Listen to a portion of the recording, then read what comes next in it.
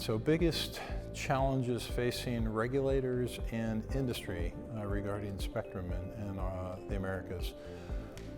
Well, I mean, we've just had a full day really talking about, largely talking about the scarcity of mid-band spectrum in the U.S. for really a variety of applications. We heard about, I'm here with some good news to say that the CBRS band is now being opened up, and that'll be the first mid-band spectrum being made available for next generation wireless services such as 4G LTE and 5G new radio. But we heard about the efforts to open up some of the C-band spectrum at 3.7 to 4.2, potentially for everything from mobile broadband to point-to-point, point-to-multipoint fixed services.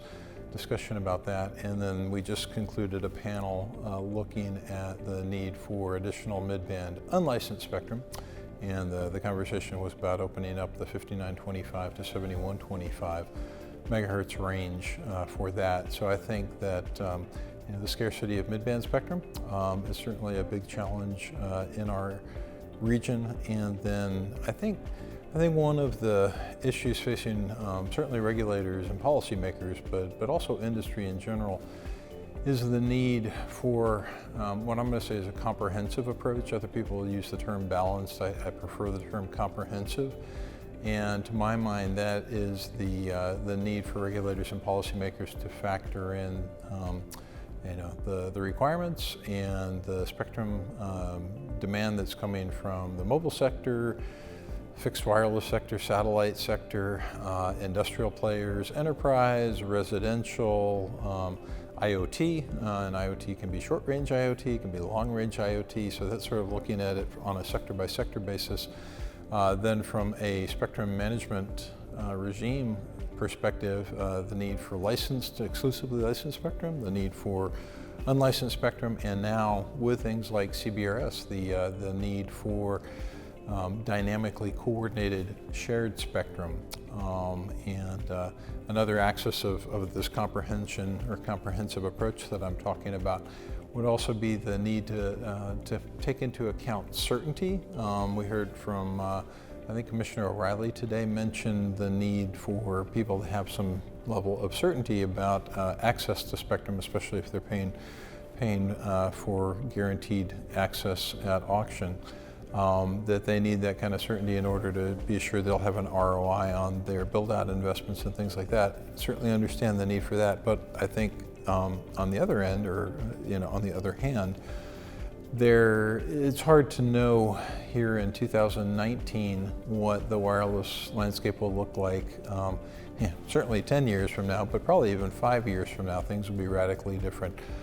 We will have new applications, new use cases, new devices, and so we also need some flexibility in our adaptability in our policies so that we don't lock ourselves into a path that proves not to be fruitful over the long term. And then finally, of course, low, mid, and high band needs in terms of the frequency ranges. So I think I don't envy policymakers and regulators in terms of their need to try to have a comprehensive view that encompasses all of those things. Well, I've been coming to the Spectrum Management Conferences, the Forum Global Conferences, for I think 3.5 years or so. I think the first one I went to was actually the European Conference in Brussels a few years ago, and then I've attended the Americas Conference the last 3 years. I've also had the occasion this year to attend the Asia Pacific Conference for the first time.